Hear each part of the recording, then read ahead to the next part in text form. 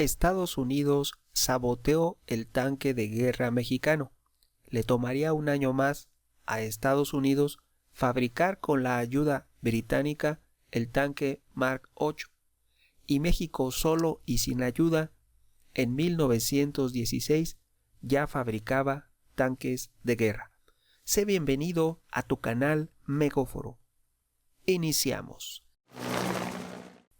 La fabricación y producción de tanques de guerra se detuvo de manera abrupta y coincide con la firma del Tratado de Bucareli el 13 de agosto de 1923.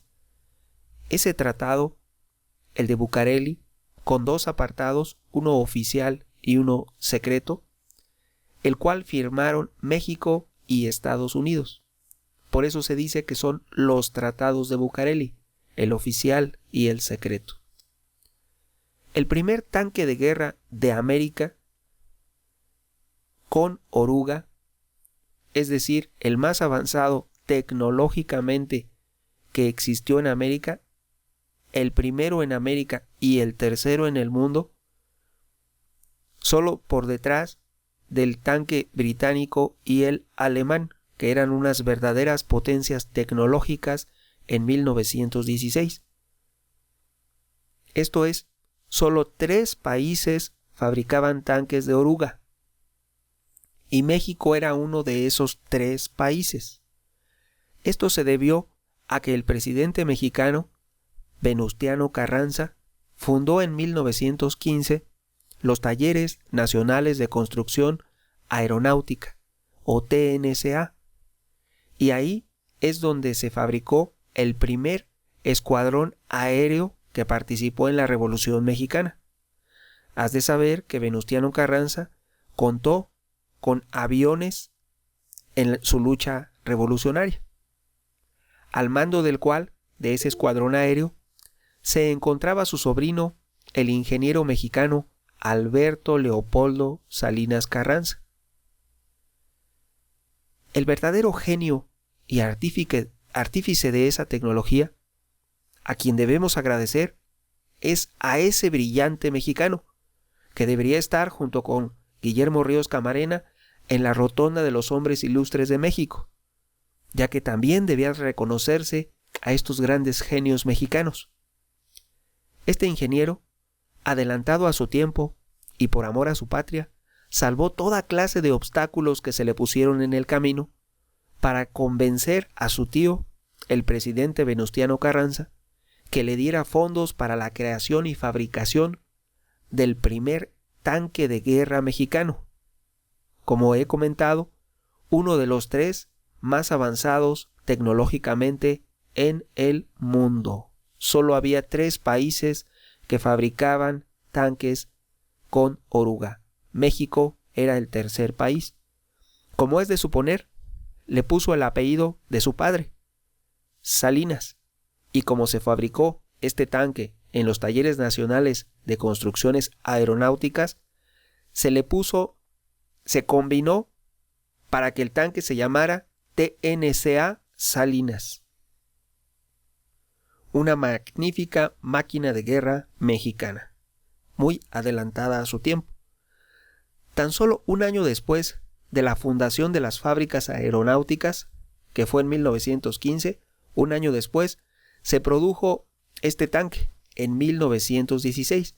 Y lo más sorprendente es que México se adelantó a los Estados Unidos. Teníamos más tecnología que ellos en ese momento en cuestión de tanques de guerra. En ese año de 1916, Estados Unidos no tenía tanques de oruga. Fue hasta que declararon la guerra a Alemania el 6 de abril de 1917, cuando posteriormente a esa declaración los empezaron a fabricar, y no en territorio norteamericano, sino en Inglaterra. Esto es, un año después que México, y necesitaron estar en guerra con Alemania. No los fabricaron en tiempos de paz. Y las fábricas y los ingenieros británicos fueron imprescindibles para producir el tanque de guerra yanqui. Ellos no tenían ni la tecnología ni los ingenieros. Se asociaron con los británicos para poder hacerlo. En esa época, Estados Unidos no era la potencia tecnológica que conocemos hoy en día. Por eso te comento a manera de reflexión que 69 años antes, en 1847, durante la invasión a México por Estados Unidos, es inexplicable que Santa Anna haya rendido la Ciudad de México, teniendo un ejército de casi 20,000 hombres intacto, bien comido, bien armado, con pólvora, municiones y lo necesario para defender la capital, y 40 piezas de artillería de diferente calibre. Recordemos que Estados Unidos no era la potencia tecnológica. En ese momento México estaba muy bien y es inexplicable que Antonio López de Santa Anna haya dejado que solo 832 hombres y él con 20,000 en la Ciudad de México. Es absurdo. ¿Por qué dejó que 832 hombres defendieran el castillo de Chapultepec? ¿Por qué no envió parque ni refuerzos? ¿Y por qué después de eso dijo, ay, perdimos Chapultepec? Bueno, pues ya me voy a rendir. Es una cuestión absurda y es un claro ejemplo de la traición de Santa Anna. Aquí voy a aclarar, porque dicen que el Tratado Guadalupe Hidalgo lo firmó el presidente de que no lo firmó Santa Anna, en pocas palabras. Bueno, un país sin ejército, el general que defendió el país se rinde, ningún civil puede hacer nada, porque ya está vencido el país. El militar es quien te defiende. Si el militar se rinde, tú estás perdido. Por lógica, ¿quién fue el culpable? Antonio López de Santa Anna. Hasta aquí un breve paréntesis, fue nada más una reflexión para ejemplificar que la tecnología norteamericana no es lo que hay hoy en día. Y la gente se confunde y quiere ver como la gran potencia que es hoy, que aquellos tiempos Estados Unidos era invencible. No lo era. México tenía suficiente tecnología y México también era un país económicamente fuerte. No había razón para haber capitulado ante Estados Unidos en 1847. Tampoco había razón para dejar de fabricar el primer tanque de guerra más avanzado que se fabricó en América en ese tiempo. Así te comento que la tecnología de la armería de la Ciudadela fue retomada 68 años después de la derrota de Santa Anna. Santa Anna nos derrotó en 1847. Nos derrotó Santa Anna, no los norteamericanos. Y 68 años después, con el presidente Venustiano Carranza, en 1915 se retoma la tecnología mexicana y se fundan los talleres aeronáuticos de México. Y así nuestro país, México, fue pionero en aviones y en tanques de guerra. Te recuerdo que la fabricación y producción de tanques de guerra se detuvo de manera abrupta y coincide con la firma del Tratado de Bucareli el 13 de agosto de 1923, el cual firmaron Álvaro Obregón, presidente mexicano, y Estados Unidos.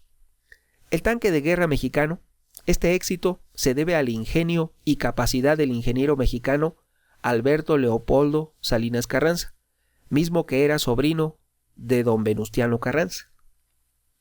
El avanzado y potente tanque de guerra mexicano es de hecho una variante del poderoso tanque inglés Mark IV, que vio fuego en la Primera Guerra Mundial y que pretendía competir con los mejores tanques de la Primera Guerra Mundial, los tanques alemanes.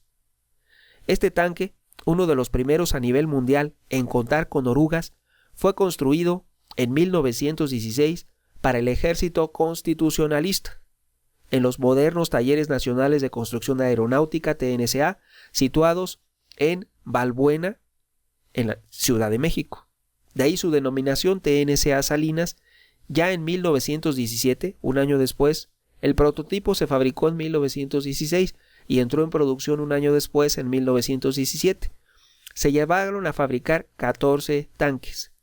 La documentación y patentes militares, porque aquí hay que considerar que un invento de esta categoría implica patentes militares.